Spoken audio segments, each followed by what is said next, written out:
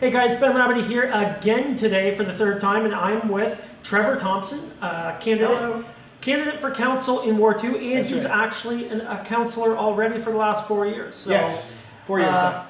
Thanks for Thank you. on. Absolutely. So let's talk about a couple things. Well, first, for the people that are watching, don't be scared to hit the comment button, share your opinions, ask questions, because that's what we're here for, to engage with you guys so that you guys know that you can be accessible.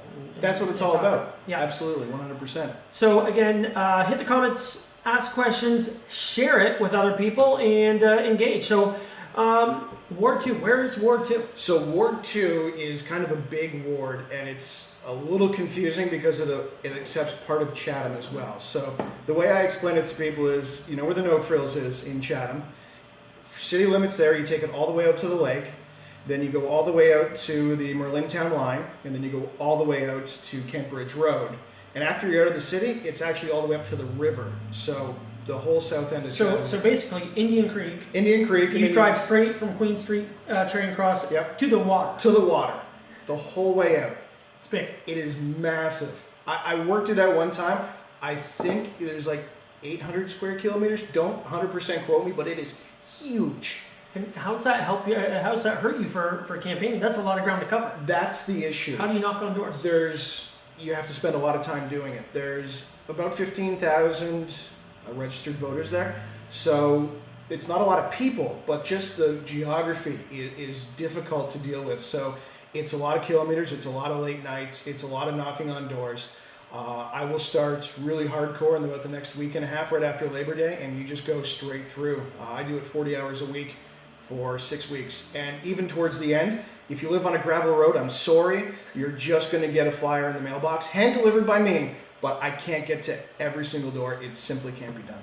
Now, out in the country and that, people got dogs and stuff. How do you deal with that? So the dogs is a difficult one. Last time, what ended up happening was if there's a dog in the house, that's no big deal.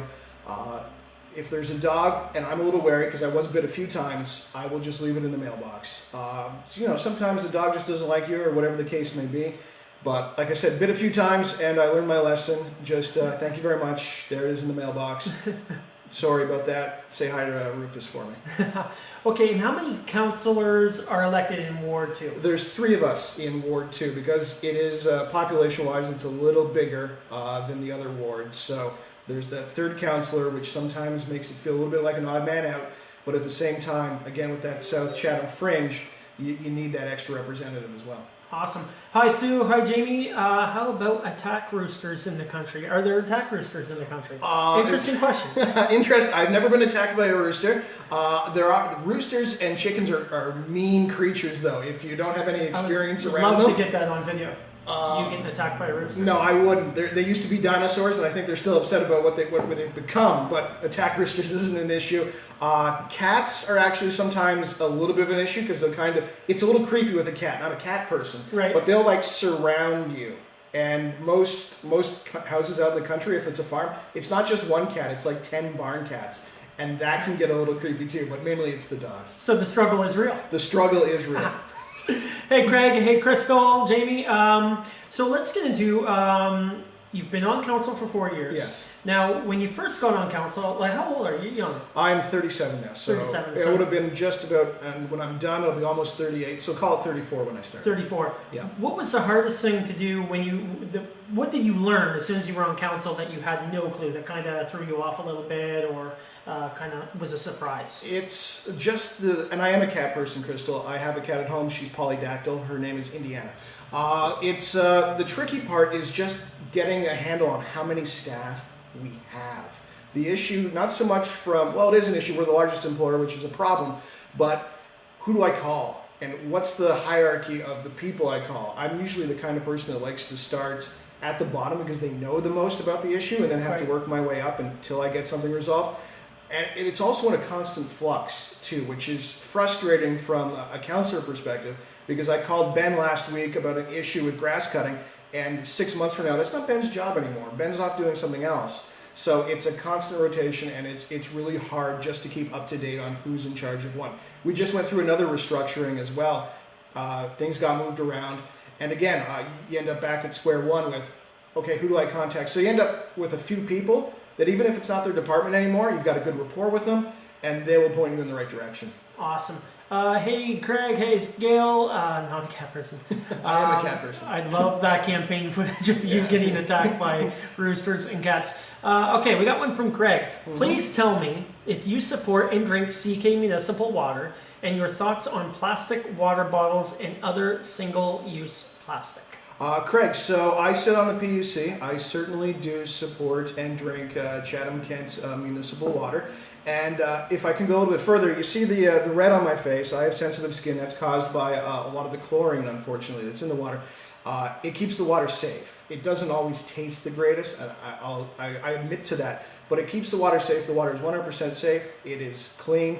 And yeah, I do. Now, plastic water bottles, single-use plastic, I don't use a lot of it at home. It is out there. It is something that should be dealt with. For me, again, I sit on the Ridge Landfill Liaison too. I think the easiest way to deal with that is by improving our recycling rates. I know it's pushing it down towards the end user again, as opposed to dealing with front on.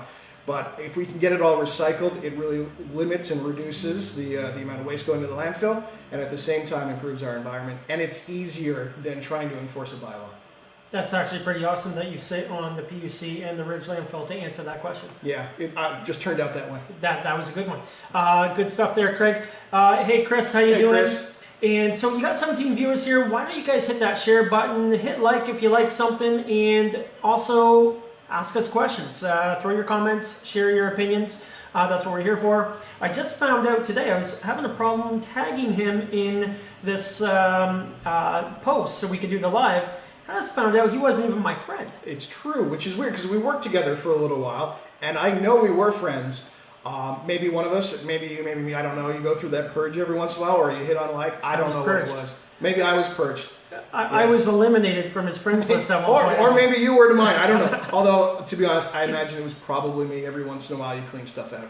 Okay, I got cleaned out, but we're back. We're together again. Naturally. Okay, Janet, love your round the table updates. Think you're doing a great job. Vote Trevor. So that's Tales from the Horseshoe. So when I was originally campaigning, I did Tales from the Road because, like the rooster things, you end up seeing a lot of strange stuff when you're campaigning door to door.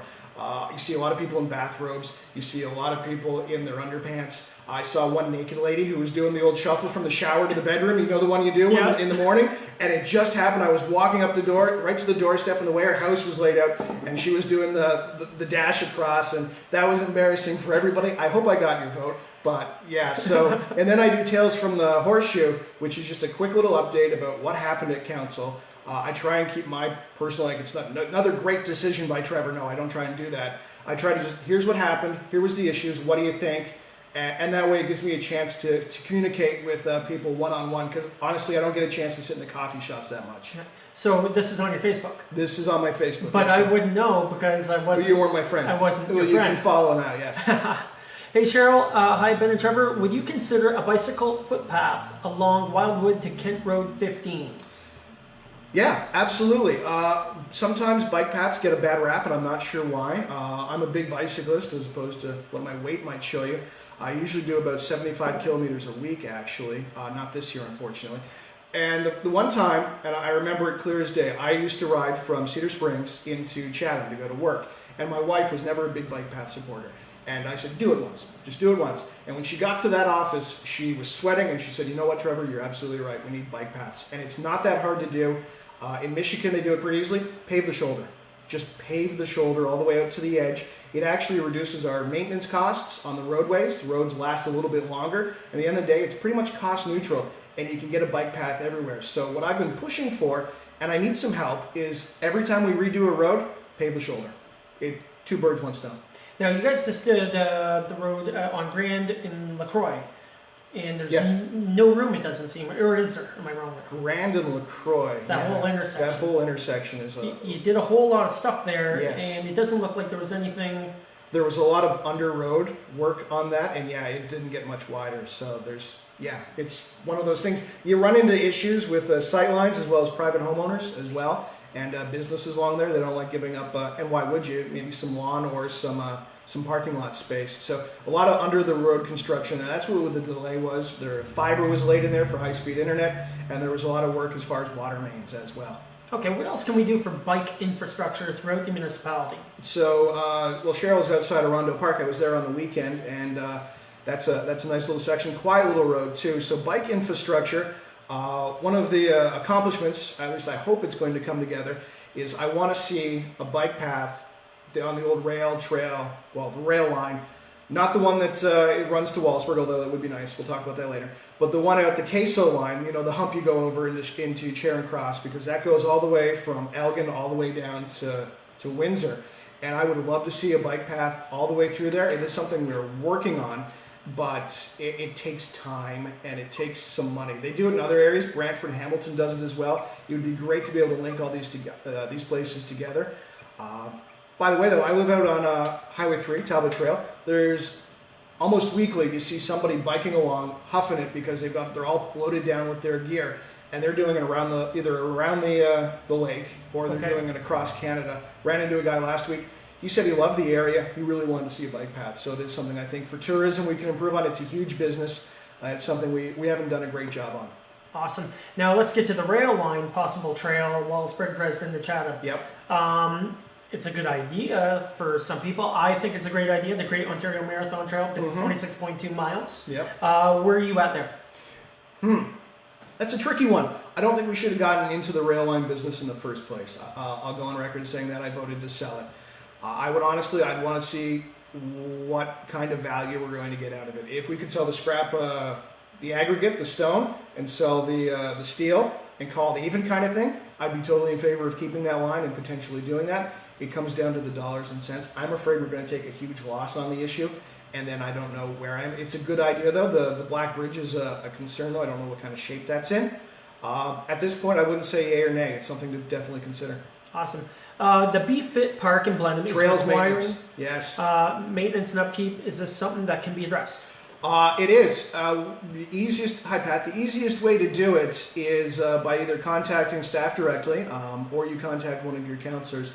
If it's a general maintenance issue, it's on a life cycle. I sit on the Trails Committee as well, and that is something that we are working on, the Fluke Trail across the road as well. If it's a specific issue, a garbage wasn't cleaned up, so maybe some kids were in there and spray painted something, by all means contact your counselor, which would be me, or one of the other two. We'll hope so. Or contact staff. And Chris Kirkwood, I have to give a shout out to him. He works out there out of the arena. He's fantastic, and we're usually pretty good at getting that cleaned up. And okay, we got Joe Foster. I think the Be-Fit Park in Blenheim needs more awareness. Absolutely, People still it don't does. know, or is there? 4 years ago, I turned right down on a Joe because I thought it was a road. That's all there is to it. I thought it was a road. I'm like, holy smokes, look at this. There's a nice little Be-Fit park there. My kids like it. They get to play on the equipment. And then from there, there's a nice, I'm not sure if it's a quarter mile or how long the track is around it. And me and Karen Herman used to have meetings out there, actually, because one thing on this job, I put on 15 pounds because people want to meet you at Tim Hortons. Hey, let's meet at Tim Hortons. And even if it's just a muffin and a coffee. Yeah. No big deal, you think, right? But it's a muffin and coffee, over and over again. And I put on 15. I've managed to pull about 10 back off. So I started to do like walking meetings. Just do a quick, if it's a nice day, a couple loops around. And you get everything accomplished, and you've dropped 200-300 calories where otherwise you would have put them on. So there you go. Be-Fit Park does need more awareness, a sign or something. I know the high school uses it, and I know the school across the road does too. But still, if you haven't been out there, get out there. You think it's a road, hang a right at Harwood Trolley. That's all there is to it. I like the walk meetings idea. Good stuff. 860 meters. Thanks, Crystal. Let's see here. Oh, people like you. That's good. Thank you. Because it can be a cold job. It really can be. And I don't want to sound like I'm whining about it. But when you go to a meeting and you get yelled at for 3 hours about something, and it happens, people are upset about an issue, and then suddenly, you know what, it's just a job. So it's nice to hear at least somebody saying, hey, you know what, maybe I don't always agree, but you seem to be pretty good. Awesome. Trevor, can you clarify what is going on with the landfill site? Yeah, the landfill site. So the landfill's been there since 1966. Yeah, 52 years now. So what's going on right now, there's a couple of different issues. The first one is we filled up what we'll call one cell. There's a limit to each, for lack of a better term, pile. And we filled up one pile. So what needs to happen is we need to cover that pile over with dirt, becomes a retired cell, and then open up another one. So technically, it's an expansion. So we're talking garbage. Garbage piles. So they own all the way up to the Allison, always have. So you open up one cell, and there's an old cell there, or if you're driving down toward the ridge line, you'll see the old dump on the left-hand side. So you open up, you finish off the one cell. There's height restrictions because of the airport as well. You finish that cell off. It's at the end of its usable life. You open up a new cell. So that's what we're looking at right now, opening up that new cell, continuing to take in waste from across the province. It is something we do, as well as our own waste. We're not changing the amount of garbage we take in. And then that'll buy us another 25 years of lifespan. We're planting more trees out there as well because there's a wood lot that we had to move. Unfortunately, it's too bad, but we're planting more trees.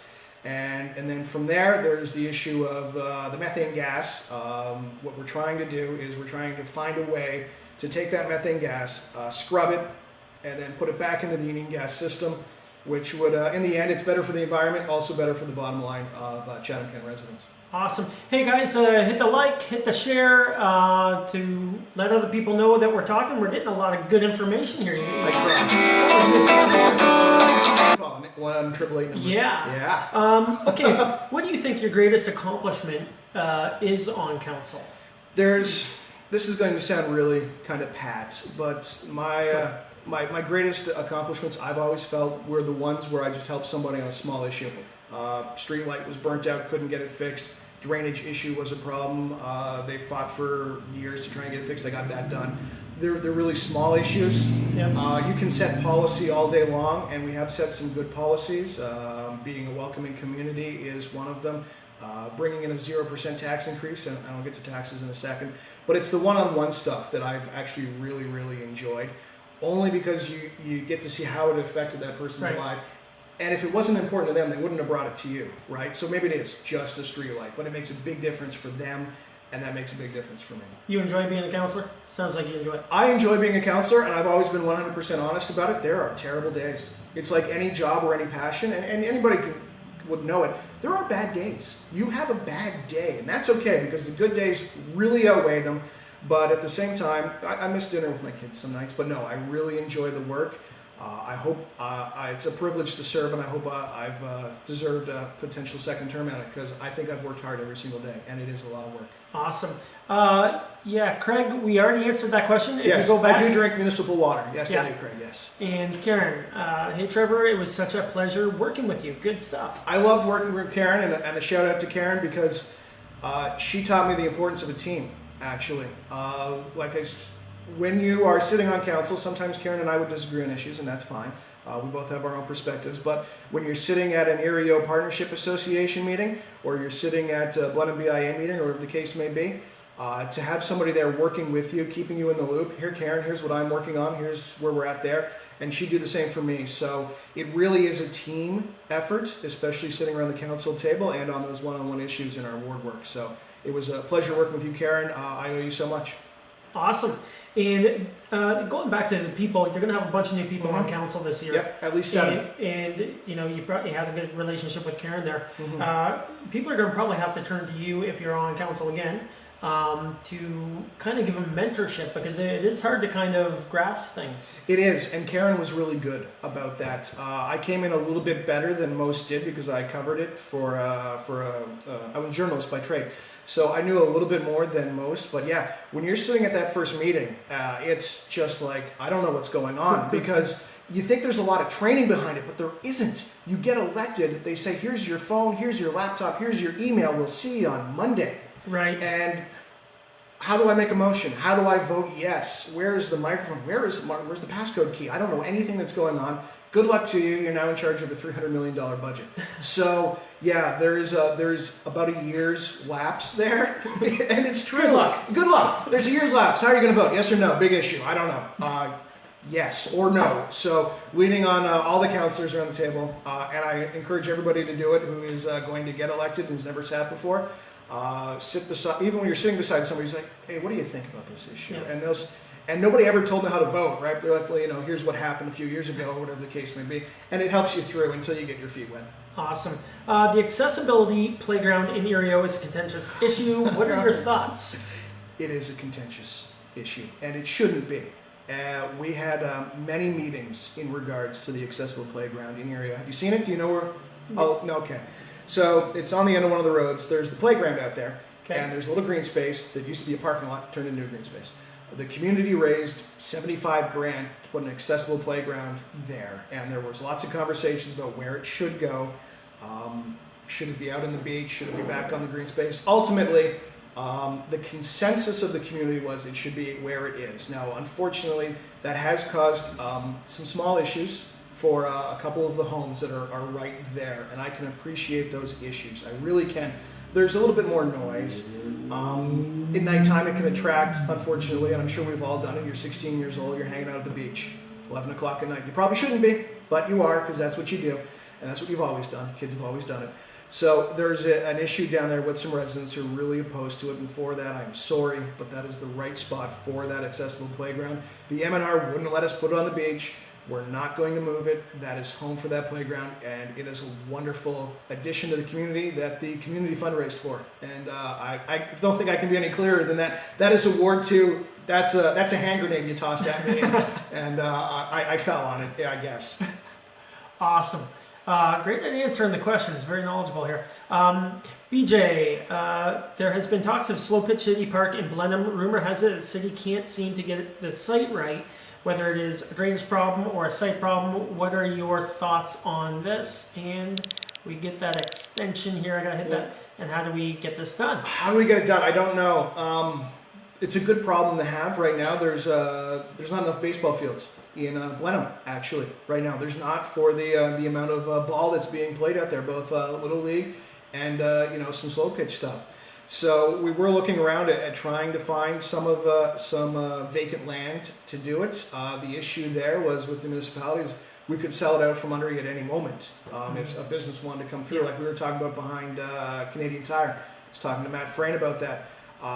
It was a good spot, but if you did all this work and then we sold it on you on a year, you're stuck there. So at this point, to be honest, we're kind of toast on that issue, at least until the new year. I don't know what we're going to do about it, truth be told. I think it's just a capacity issue that we're going to have to suffer through for a little while. I know that's not an answer. I don't have a better one. And slow pitch is actually huge in Chatham. Slow pitch is huge in Chatham Kent. It's massive. And if I didn't throw like a girl, I would have loved to partake. Does anybody know of a soccer? Because I would love to play soccer, football, whatever you want to call it. But I don't think there's an equivalent for seniors. So yeah. I'm throwing that out there. Awesome. Yeah. In Erio. Okay. In Erio, yeah, the accessible playground in Erio. Yes, so yes, the ma'am. Playground on Sunday, beautiful, but why so close to the homes? So, if I may, because that has come up, it's not any closer to the homes than a lot of other playgrounds. It really isn't. We've measured it. It is close. There's a lot of other playgrounds in Chatham Kent just as close to homes. It's just one of those things. It's a playground and it goes around houses. And Jeff Komsky says hello. And can the schools put some ball fields into to raise money? To raise money, they could. That is a school board issue. I'm not sure. I know you probably could add a Harwich Raleigh. I don't think Blenheim District has too much in the way, although I could be wrong. Last time I was there, everything was looking a little tired, truth be told. It could be done. What usually happens there is it becomes an insurance nightmare. And your costs just get ratcheted right up. That happened for a volleyball thing as well that used to be done at the school. I'm not sure if Janet Nauta still does that, but that was the issue we ran into there. What are some great tourism ideas for Ward 2? Ward 2 it's all about the water for me. Yep. Well, it's not all about the water. There's South Buxton, obviously, with our Black history, which is fantastic. And but it is really about the water for me. I do a lot of canoeing and I do a lot of kayaking. I love the water sports, and even the Thames. I did the Thames River a few years ago with my son. That's when we were friends on Facebook. Yeah, that's when we were friends on Facebook, right? What's great about that is you can go from London all the way to the lake, and there's no portaging and there's no nothing, so you don't have to worry about that. So I was out there again a couple weeks ago. That is fantastic. And it even extends out into Wallaceburg. Wallaceburg is one of the few places where you can do a loop on a river. because of the way you can do Running Creek and the Snine. It goes all the way around, and there's only a couple places in Ontario you can do that. But anyway, I digress. The fishing is fantastic out there in not only Rondeau Bay, but Lake Erie. The charters do an amazing business. That is fantastic. Stuff you can't see other places. Ice fishing as well. We still get winters, and the bay freezes over pretty solid, which is nice. So those are kind of the big ones, the outdoor water sports. I was camping in Rondeau this past weekend, and to see the amount of people out there on the water is just insane. It looks like I was at the Pinery. We're busier than the Pinery as far as water sports are concerned.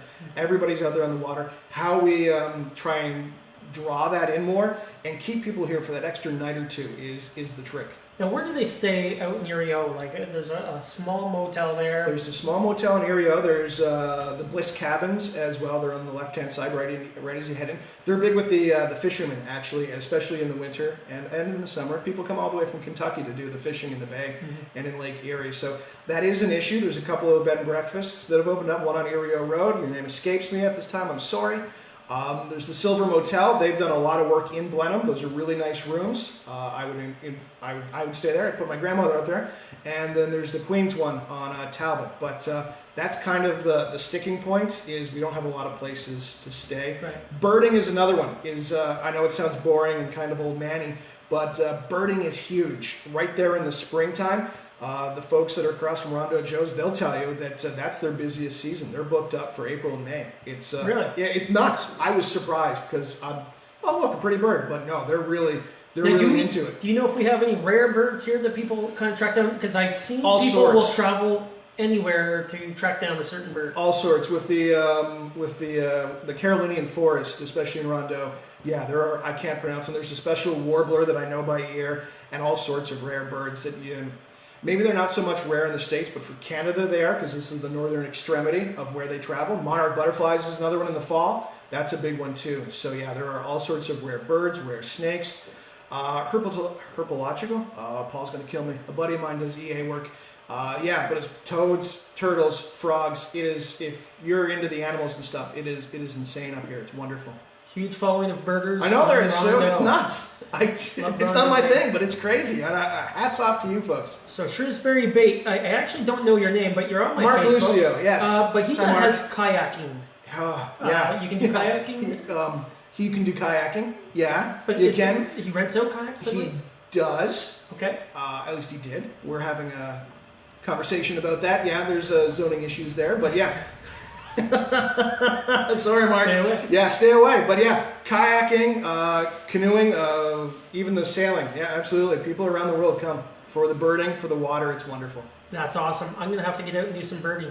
With tourism, you have a great area, great restaurants, a brewery, and limited places to stay. Would you work to put together a specific tourism strategy for this wonderful area? We did one back in 2014. And unfortunately, and I'll be blunt, it comes down to we do these things, and then when it comes to budget time, we don't put the resources into them we need to. Right. That's what it comes down to. So we have a lot of great ideas, and it takes some money. It comes into we set the strategy, and we try to do as much as we can with our limited budget. But it's a wonderful area for tourism. Probably one of the best as far as the water is concerned, because we even have Lake St. Clair you can drive out to. Absolutely. But we're treading water, for lack of a better term, and I think it needs a critical mass. And the provincial government, up until recently, was doing a fairly good job of trying to Ontario Southwest. I remember the billboards, but until then, we're kind of, like I said, we're stuck at this point. My signs are already out. If you want one, you can always get in touch with me through Facebook or whatever the case may be. Sometimes it's hard to get all of them on Facebook, though, as I just had the front of them. Okay, when is the Talbot Trail between Cedar Springs and Lagoon Road going to be paved? Talbot Trail between Cedar Springs and the Lagoon. That's my neck of the woods, Bob. Yes, I know. Airbnbs. Yes, there are lots of Airbnbs. It's the wave of the future. Absolutely. So that stretch, I have to check. We do. I don't know off the top of my head. We do know. There's a candidate who says we don't know. We do know. We do a lot of work as far as how old our roads are, what kind of shape they're in, all of our infrastructure. We know when it's going to be done. Top of my head, I don't. I do know there is they stopped right in front of my house, Bob, right in front of my house. And every time a trailer goes by, you hear the ch-chunk, and it drives me up the wall. But yeah, it's on the list. It's a busy road. It's going to be a few years. Okay. Yep. Lots of talk of people coming for short stays. How do we get our youth to stay and people migrate to the area? Yes. So this is kind of one of the key parts of my platform. It's demographics and it's retention of and attraction of people. What we need is we need more doctors. First off, you hear it across Ontario. We need to stay in that fight because fighting is only treading water, and if you stop fighting, you fall behind. There are doctors leaving left, right, and center or retiring. I heard stories from people they're traveling to Corunna from Chatham for a doctor. So that's the one thing we need to do. Outside of that, it comes down to employment. High-speed internet is a big barrier, something that we've invested in, simply because we need to bring high speed here. The rural internet is no good. It just isn't. I haven't. I've tried. I can't do this. Well, I could if I spent $200 a month. Anyway, so I digress again. But yeah, we need to draw more people to the area, younger people, because the older folks, even my age now, we're not having kids the old-fashioned way anymore. So we have to draw more youth to the area. It's going to keep our schools open. It's going to increase the markets. If you open a business here, your local market's the most important to you. So if we can just expand that market, it's a chicken and the egg kind of thing. But if we can get more people here, everything else will start to domino as well. Awesome. Just like to thank Trevor for attending our community meetings. You are a great asset to our Shrewsbury community. I love Shrewsbury. And let me tell you about Shrewsbury. When I moved to Chatham, Kent, I'm a come from away, moved here about 15 years ago. One of my first drives, I found myself in Shrewsbury. And it kind of freaked me out because there was nobody around. It was weird. It was a beautiful July day and there was nothing going on. And now 10, 15 years later, you go down to Shrewsbury and it is a wonderful, bustling community. Yeah. They have a wonderful boat launch down there that we're working on to upgrade. And it is a great little community. I would encourage, if you're looking for a place to live, that is wonderful. Han shot first. We all know that. That's just a fact. Don't start with me, Rob. And the Shrewsbury community, if you have a community, maybe Dealtown, or even if you're somewhere else, start a community association and get your counselors there. Just by having them there and acting as a liaison moves you so much further down the road. It keeps you, until you do that, your community won't move forward near as quickly as you want it to. It's some of the most gratifying work. So they start a community for there, and then they invite a couple counselors out as representatives. So yeah, so there's one in Shrewsbury, there's one in Erio as well, and again, Dealtown, any other Charing Cross could open one. I would love to see that. They meet once a month, and so the whole community gets together. It's kind of like a mini council meeting, strictly focused on that community. And I'm usually there, and Karen and Frank or whoever, and whatever ward, doesn't matter. You bounce the questions off me. You say, hey, what's going on with this? Hey, can we get something here done? I'd love to do a car show. How do we get that started? And I really, for that work, it's just acting as a liaison, going back and forth, sharing ideas. And Shrewsbury is definitely a success story. They've made great strides. They've done a decade's worth of work in 4 years. It's incredible. Awesome. What do you see for your vision for 4 more years? So 4 more years is not that far away. No, it's not. The only time you see it is on your kids' faces because they get older. 4 more years is, there's a couple of key things. Blenheim, they have a BIA meeting, Joe. And I've never been to one because they're at 8 o'clock in the morning, and that's another part of the team aspect. Karen always went to those. They're at 8 o'clock in the morning on Thursdays. I get the kids on the bus. Okay. So Karen keeps me up to date. But anyway, 4 years. The trick is balancing infrastructure and balancing taxation. We're coming out of the economic crisis. CK was in kind of a rough shape as far as taking on debt and whatnot. A lot of people were, and we've done a really good job paying that down. So 4 years, 5.6% tax increase. I'm really proud of that. 4.8 straight into infrastructure. And a lot of people say that as bridges, roads, and that's the bones of a municipality, bridges, roads. But you've got to take care of the soul and you got to take care of the heart, and that comes down to arenas. That comes down to splash pads, and Talbot Trail Place is a great example. That comes down to what the communities want to get done too. That's infrastructure as well. It's just a different type. Awesome stuff. Good luck, Trevor. Looking forward to serving on council with you. That's Don Fogel, who's also a candidate in Ward 6. Yes, in Ward 6. Awesome. Yes. Where are we on the Sportsplex? So the Sportsplex, we're doing the kind of trying to draft up. There's two conflicting ideas. A really big one, big twin pad, that's what you're talking about, Yep. right? The twin pad. Really big twin pad, smaller community twin pad. And we're trying to suss out, and we're going to have that debate, which one suits the community better. Truth be told, I've heard a lot of support for something, absolutely. Yep. And I've gone on record, it's no big surprise. The question is, for me, there's two. How are you going to pay for it? What do you do with the old arenas? If we get provincial money and federal money, third, done. Problem solved. Let's build it. Let's get it done. Where? Not 100% sure yet. If the provincial money doesn't come, if the federal money doesn't come, that's a whole different, harder conversation to have. Right. Because they can be very expensive. But there's lots of support for it. Memorial is a dive. I know. I like old stuff too. But it's in rough shape and it costs a lot of money to keep that up. And Ericsson's kind of looking tough too. So what do we do with those? That's the other flip side of the coin. So yes, I'm in favor. What are the other two? What's the exit strategy on the old ones, and how are we going to pay for it? Can you sell these buildings? Can you sell the memorial? Would anybody want to buy that? I'm sure there's somebody always wanted to buy something. Somebody wants to buy something. Right. The question comes down to, do they want to buy it or do they want you to give it to them? Right. Right? And I don't know. Selling an arena is hard. You can sell smaller buildings fairly easily. We've done that out in Ridgetown. We sold an old community living building for $700K, went straight into the reducing your taxes. So that was pretty easy to sell. We sold the Grand Ave building too. But having an arena like that, you would have to find somebody that had a really strong vision, or you repurpose it into something cheaper, like an indoor soccer arena. Yeah, because you don't have to worry about the ice and that sort of maintenance. But again, that's still all up in the air. Okay. Now you guys also have the old jailhouse for sale. $1 million. Anybody got a cool mill? Anybody? Because that's how much the province wants for it. So who puts the price on that? The province? The province does. So is it the province that owns it, or is it the municipality? No, it's the province that owns it. I guess we could counter if you wanted to. Again, could we try to scoop that up as a community, or the Chatham? You could. What are we going to do with it? That's the question.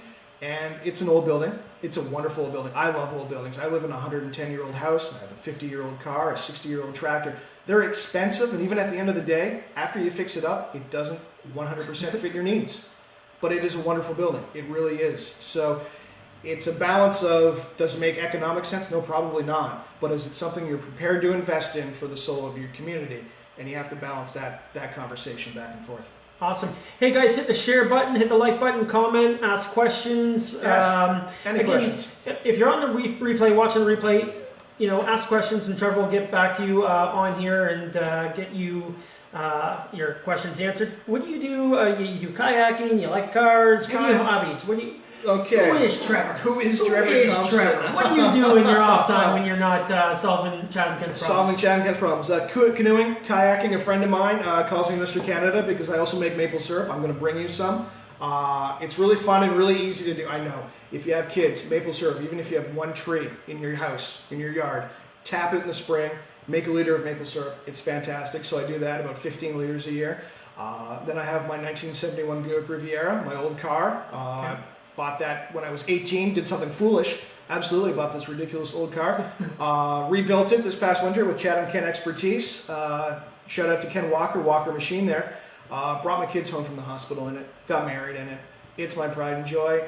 So I've got that. Again, the camping, the canoeing, motorcycles. It's a full life. It's a busy life, that's for sure. It sounds busy. It sounds like you had like 30 coffees before you got here. You got energy. I talk fast. My children talk fast, and I've gotten it from my wife. My wife, Trish Thompson, love her, fast talker. So I've picked up, and I try not to, but as soon as I slow it down like this, I feel it.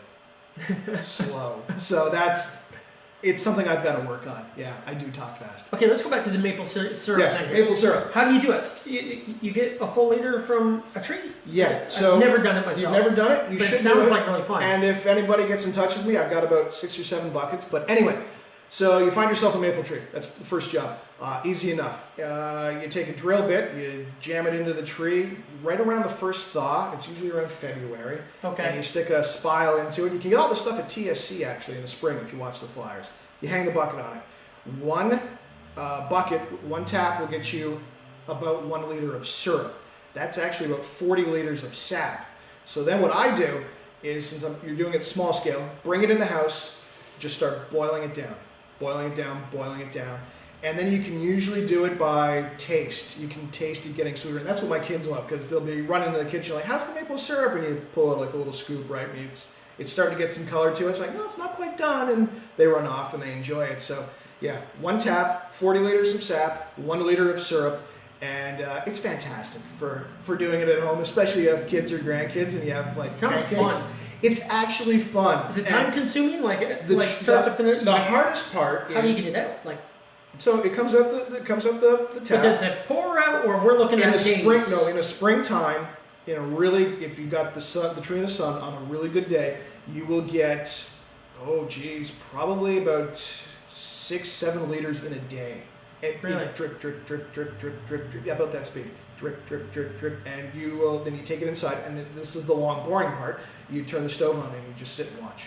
And you just keep an eye on it. Because if you've ever boiled milk, if you're making like a sidekick, you boil milk in a pan and it rises up, the chefs will know what I'm talking about. Maple syrup will do that too when it's really close, and I have destroyed one stove doing it because it just boils over, turns to sugar, and ruins everything. The walls drip. But if you're only doing one, you're okay. You can do it inside. And for those of you watching, make sure to share this so other people can learn about maple syrup. Yes. Okay, a great municipal issue here. I will bring some for you. So is maple syrup in Charmkin a big thing? It is. Giffen does some maple syrup. Rest in peace, Don. There are some other people around here, and there's a lot of people that actually just do it, like me. If you own a little woodlot, they will do it. There's 2 or 3 actual producers. It's bigger than you would think. It's just like one of those things. As soon as you start doing it, other people come out of the woodwork. Manatee Fruit Farms, the Rideouts do it, and a couple other. If you find some trees, you will see some people doing it. It's actually, it's not a big economic driver. We don't really have the climate or the tree cover for it. You need kind of a longer spring. We seem to switch from winter to summer like that really quickly. So up north, they do a lot more of it. But we do some here, yeah. Awesome. Hey, what do you think about the possibility of reducing council size or redoing the wards or anything like that? Or leave it the way it is? Everybody has an idea. And everybody thinks their idea is the best idea. And nobody likes anybody else's idea. That's what it comes down to. I'm not opposed, and people think I am, and I'm not. But here's what we've done last time. We've tried to do 2 things at once: both ward size and both ward redistribution and council size at the same time. And you can't eat that elephant in one bite. If you really want to look at it, that's how you have to do it. One thing at a time. One election. Let's look at the wards. Okay, fine. Next election, let's look at the size. I'm kind of opposed to the size one myself. It's not going to save any money because you're going to have to go full time. I'm already doing about 25 hours a week, 30 hours a week, and the ward's just so big. Yep. So if you reduce the size, you're going to have to go full time. That's just the way it is. So you're not going to save any money. And then people will say, well, you know what? You're going to get stuff done quicker. And I'm like, sure, but that doesn't mean you're going to make good decisions quicker. Maybe you'll make the same bad decisions quicker. And it's easier for power to get just condensed into just a few people, because it's hard wrangling 17 of us. Sometimes you've heard other people say it, Councillor Sterling said in the past, it's like herding cats, and it really is. But sometimes that helps, because if you've only got 8 people on council, you only need 5. And you can start working some deals for those 5 people to get on board. So I kind of like the size of council. It makes for some late Monday nights, but I think it's the better representation. Ward redistribution, I can get on board with. Yeah, we could totally look at that. Hi, Marjorie. And she was late for the arrival. Yes, she was. But she's here now. But again, she can watch the replay and learn all about maple syrup. Maple syrup. That was a good explanation about the size of council. You almost have me. So I don't really know which way to go on that myself, or what way to think. It's all about listening to other people. But the other way it's always brought up. Yeah, the other way I put it is the Maple Leafs, right? Were they terrible because they had too many players or not enough good players? Yeah. Right. So it's just one of those things. You hear it everywhere. Maybe we should reduce council size. Again, I kind of like it the way it is, but you can redistribute the wards, yeah. Awesome stuff. Awesome. Okay, so share this. Get your last questions in here. We're going to be wrapping up shortly. And what do you do during the day other than council? Other than council, you were in real estate for a little bit. I was in real estate. That's a hard row to hoe. You think council is hard. Real estate's I'm in real estate. I know you're in real estate. I don't know how you do it. I don't. You think council is hard. If anybody out there thinks council is hard, be a real estate agent. It was brutal. I did it for a year. I couldn't take it. I had to get out. I remember the breaking point. I was stirring dinner on the stove, and somebody called me on my realtor cell phone, and they're like, "Hi, how are you?" Like, "I want to go check out this property." Okay, cool. We'll set something up for tomorrow. They're like, "No. I'm on my way there now." And I'm like, "But I'm making." They're like, "Well, I'll see you there or not. Like, it's up to you." So I went, left my kids at home. My kids were only like 8 and 6 at the time. I was really uncomfortable with it. Spent like an hour and a half there. Never heard from that person again. And I was like, "That's it. I can't. I'm sorry. I've got a hard, like a 24/7 job already. Real estate was not for me." Yeah. But, yeah, I don't know. It's sometimes it's very frustrating sometimes. It but can be. If you were ever going to buy a house from them or sell a house with them, you can now shift that over to me. Ben's the guy. Okay. But back to the other thing. A normal day for me, outside of the council stuff, the emails, the phone calls, the meetings, and whatnot, I work at a radio station out in Wallaceburg, actually. 3 days a week. That's all I wanted because I wanted to focus on the council stuff. So 3 days a week, I'm on 99.1 doing news, sports, and weather. Greg Hetherington and the boys, really good station out there. Really enjoy it. On a leave of absence right now. That's a CRTC rule, so you won't hear me until after the election. And what is that rule? You can't be on broadcast radio, or so you can't be on broadcast anything, TV or radio. Again, that's not entirely true. If the radio station wanted to offer all 51 candidates the exact same amount of airtime I got as part of my job, I could stay at the radio station. So that's 2 minutes an hour, 3 days a week, 6 hours, so like an hour a week. 51 hours a week, they could do it. You can't be a candidate and be either on air unless they make that available to everybody. So take a leave of absence. After the election, technically not a candidate, I can go back to work. I don't cover anything municipal there. They're really good about that, actually. People have been concerned that, insider secrets or whatever the case may be. I've always said you've got 2 great representatives out in Wallaceburg. You give them a call and leave it at that, and they always have. So it's been fantastic. Awesome. Okay, guys, we're going to wrap this up here.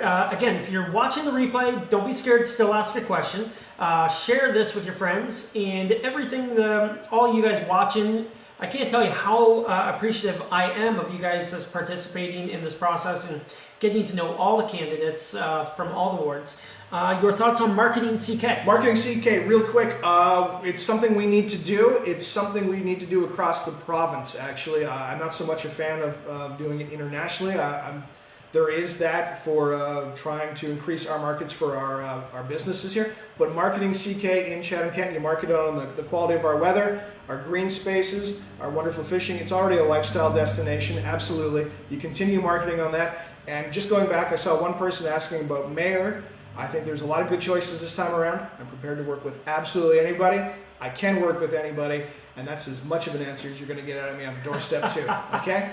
Hey Ryan, how you doing? Hi Ryan. Thanks everybody. Again, you can get Trevor's information by hitting his name on here, and he'll type it in after, so you guys can hang out with them and take them on. If you want to go canvas with them and do stuff like that and participate in the whole process, is great learning thing to get out and meet people. It's campaigning is a crazy thing. It's a wonderful thing. I'll tell you this stuff. The greatest feeling in the world, no matter what, is when you reach out to somebody and they reach back. It makes your day, and that's in any walk of life. Volunteering, that's why people volunteer. That's why we do what we do. When you reach out and people reach back, it's a wonderful feeling. Awesome. And you got anything else that you want to tell them? One last pitch. We're going to have you back on, hopefully, right? Well, sure. Why not? Yeah. You know what? No. 4 years strong. You pretty much know what you're going to get out of me.